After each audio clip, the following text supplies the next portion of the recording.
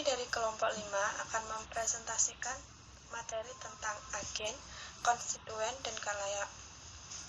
Sebelum kami lanjut ke materi, terlebih dahulu saya akan memperkenalkan anggota kelompok saya. Saya sendiri Dwi Rianti, NPM 0195, Tusiana Dian Pratiwi, NPM 0194, Zara Ramadhani, NPM 0200, Karima Rahmawati, NPM 0201, dan Arika Farah Sulistianti, NPM 0214. Untuk materi yang pertama akan saya sampaikan oleh saya sendiri.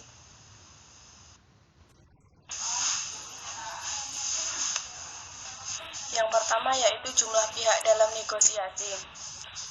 Di sini yaitu aspek penting yang harus dipertimbangkan dalam negosiasi adalah jumlah pihak yang terlibat, baik yang hadir langsung mempengaruhi proses yang berjalan atau dipengaruhi oleh apa yang terjadi dalam negosiasi. Untuk yang selanjutnya yaitu ada 5 pihak yang terlibat dalam negosiasi. Yang pertama yaitu konstituen, yang kedua agen, yang ketiga penonton, yang keempat khalayak, dan yang kelima pihak ketiga. Untuk pengertian konstituen sendiri adalah satu atau berapa pihak yang menunjukkan orang lain atau agen untuk menyampaikan posisi dan kepentingannya dalam negosiasi. Yang kedua yaitu agen untuk menyampaikan kepentingan kepada negosiator lain dan untuk melapor kembali apa yang terjadi selama proses negosiasi tersebut. Yang ketiga yaitu penonton. Penonton sendiri adalah pihak-pihak yang memiliki sedikit kepentingan dalam negosiasi dan yang peduli terhadap masalah-masalah substantif atau proses dalam mencapai resolusi, tetapi tidak diungkapkan secara formal dalam negosiasi. Yang keempat yaitu khalayak. Khalayak adalah individu atau kelompok yang tidak terlibat langsung dalam atau dipengaruhi oleh suatu negosiasi, tetapi yang berkesempatan untuk memberikan masukan, saran, atau kritik kepada negosiator. Yang terakhir yaitu pihak ketiga. Pihak ketiga sebagai penonton yang dapat dimasukkan ke dalam negosiasi secara khusus dengan tujuan untuk menyelesaikan negosiasi. Untuk materi selanjutnya akan disampaikan oleh Tusiana Dian Pratiwi. Baik, saya Tusiana Dian Pratiwi, NPM 0124, akan melanjutkan presentasi dari Dwi Rianti. Jadi bab selanjutnya adalah bagaimana agen, konstituen, dan khalayak mempengaruhi negosiasi. Yang pertama adalah khalayak, anggota tim, konstituen, penonton, dan lainnya. Salah satu bentuk khalayak adalah anggota tim tambahan yang hadir bersama negosiator dalam proses negosiasi. Anggota-anggota tim yang melakukan negosiasi dapat memainkan satu atau beberapa peran penting. Jenis khalayak yang ketiga terdiri dari penonton dan pengamat eksternal. Yang kedua adalah karakteristik khalayak. Yang pertama, karakteristiknya itu dibedakan secara fisik, hadir pada atau absen dari negosiasi. Yang kedua, khalayak dapat atau tidak dapat bergantung pada hasil mendapatkan bayarannya sebagai hasil langsung dari perilaku dan efektivitas negosiator.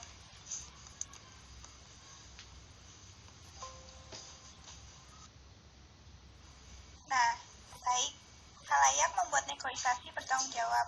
Nah, khalayak mempertahankan kendali atas negosiator dengan membuat mereka bertanggung jawab atas kinerjanya dan dengan memberikan penghargaan atau hukuman berdasarkan kinerja tersebut. Karakterisasi lanjutan dari seorang negosiator yang digambarkan sebagian lemah, lembek, atau sebagai seorang yang membual dapat memberikan hasil yang kuat, menguntungkan tetapi dapat diperkirakan. Yang pertama, negosiator dapat semakin infleksibel atau menyimpan dendam untuk menunjukkan kepada konstituen bahwa ia mampu mempertahankan kepentingan mereka. Yang kedua, negosiator mungkin akan mencoba untuk menjadi pendukung lebih setia, berkomitmen, atau berdedikasi hasil prioritas yang diinginkan oleh konstituen untuk mendapatkan kembali kemurahan hati dan evaluasi yang baik. Yang terakhir, ketiga, negosiator mungkin akan mengundurkan diri, menganggap dirinya tidak mampu mewakili kepentingan utama konstituen, tapi anehnya tingkat status agen sepertinya tidak mempengaruhi tekanan yang ada. Nah, dampak akuntabilitas bagi konstituen itu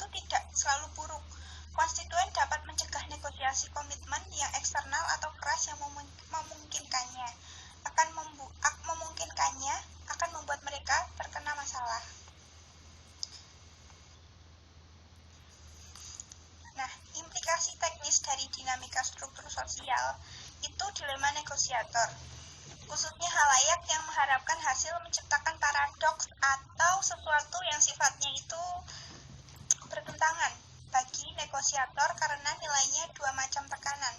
Salah satu tekanan berasal dari konstituen dan tim yang menyebabkan agen menjadi tangguh, kukuh, pantang mundur, dan mendukung tuntutan konstituen.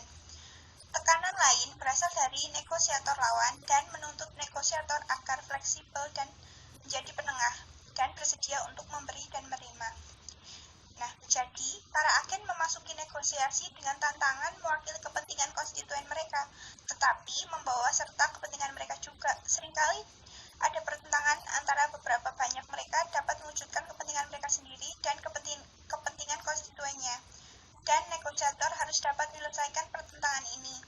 Hal yang menjadi dilema adalah semakin banyak kepercayaan yang diberikan oleh konstituen kepada perwakilannya, semakin besar juga otonomi dan kebebasan yang dimiliki oleh agen untuk menciptakan nilai dengan negosiator lain. Dan semakin mereka menciptakan sulit berbalik dan meyakinkan konstituen, maka solusi yang baru benar-benar mewakili kepentingan asli konstituen. Oke, selanjutnya untuk presenter selanjutnya akan diteruskan oleh Mbak Atika Farah. Baik, saya akan meneruskan presentasi dari Mbak Tusiana. Saran bagi agen untuk menenangi konstituen dan halayak.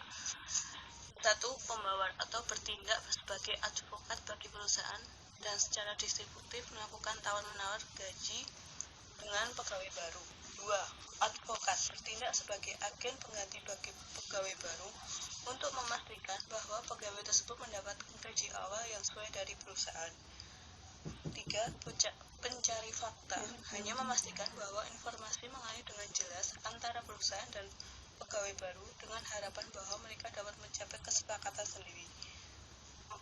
Penengah bertindak lebih sebagai agen antara perusahaan dan pegawai baru untuk memastikan tercapainya kesepakatan yang memuaskan. Selanjutnya, pakar SDM dapat membedakan perannya. Klarifikasikan otoritas untuk mencapai kesepakatan. 2. Tangan visibilitas dan komunikasi konstituen. 3. Batasi konsensi seorang dengan melakukan negosiasi yang diketahui oleh konstituen. Gunakan konstituen untuk menunjukkan semangat juang. 4. Gunakan konstituen untuk membatasi otoritas seseorang. 5. Gunakan kewaspadaan yang besar dalam melebihi otoritas seseorang. Gunakan kewaspadaan yang besar dalam melebihi otoritas seseorang.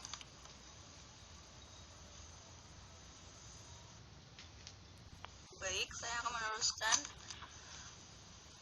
Perbesar kemungkinan mendapatkan konsensi dengan negosiator lainnya dengan cara mengurangi visibilitas terhadap konstituen. 1.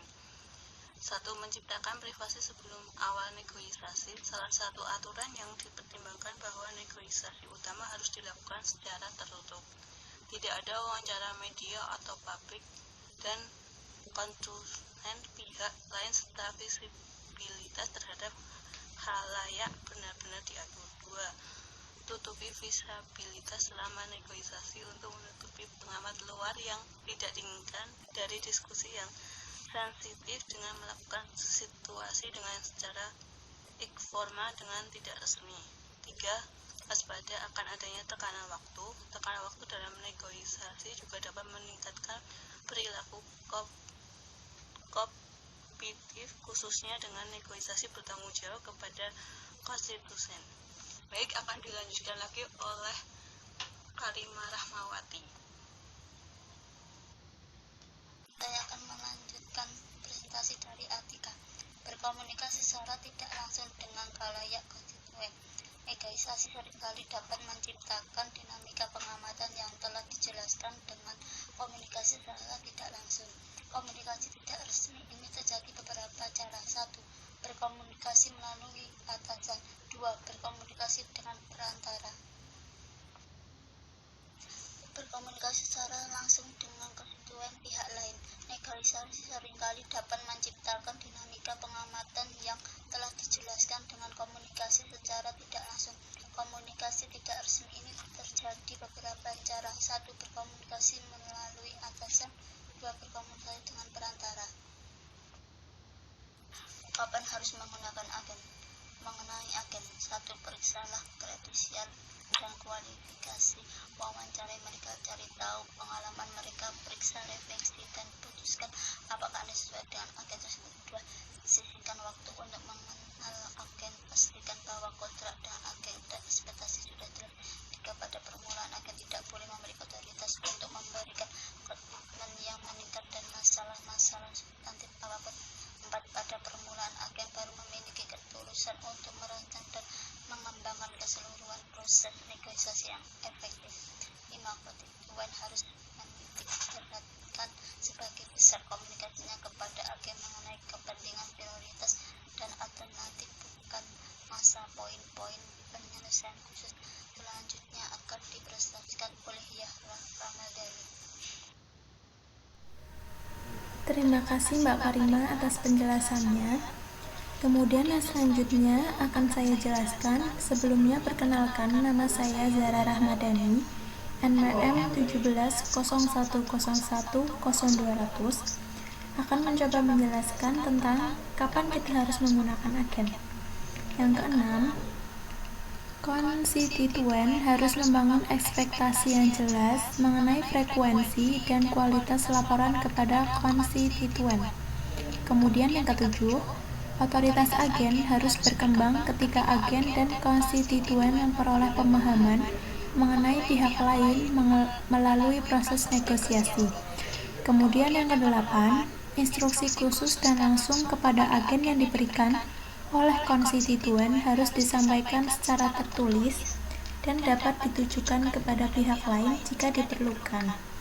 Kemudian yang terakhir adalah konstituen harus menginstruksikan agen mengenai apa yang dapat diungkapkan oleh agen dalam negosiasi. Kemudian di slide selanjutnya kita akan membahas kapan kita harus menggunakan agen. Yang pertama, ketika agen memiliki pengetahuan atau keterampilan unik atau berbeda dalam konteks masalah atau negosiasi, pengacara atau akuntan. Kemudian yang kedua, ketika perwakilan memiliki kemampuan negosiasi yang lebih baik. Yang ketiga, ketika hanya mementingkan hasil dan bukan hubungan. Yang keempat, ketika agen memiliki hubungan, koneksi khusus yang dapat digunakan untuk menghubungi orang yang tepat untuk mencapai pengambilan keputusan. Di slide selanjutnya, kita masih membahas kapan kita harus menggunakan agen. Selanjutnya yang kelima adalah ketika terlibat secara emosional dalam sebuah isu atau masalah dan ingin diwakili dengan seseorang yang tidak terlalu terpengaruh secara emosional oleh diskusi tersebut. Yang keenam, ketika Anda menginginkan fleksibilitas untuk menggunakan taktik negosiasi yang membutuhkan beberapa pihak. Kemudian yang ketujuh, ketika gaya manajemen konflik alami adalah untuk berkompromi, mengakomodasi, atau menghindari. Kemudian yang terakhir, kedelapan, yaitu dalam negosiasi yang besar, jika sukses, biaya pengeluaran yang lebih tinggi jika gagal. Demikian presentasi dari kelompok kami. Terima kasih untuk teman-teman yang mau mendengarkan presentasi dari kelompok kami. Dan mohon maaf jika kelompok kami memiliki banyak salah dan kekurangan. Wassalamualaikum warahmatullahi wabarakatuh.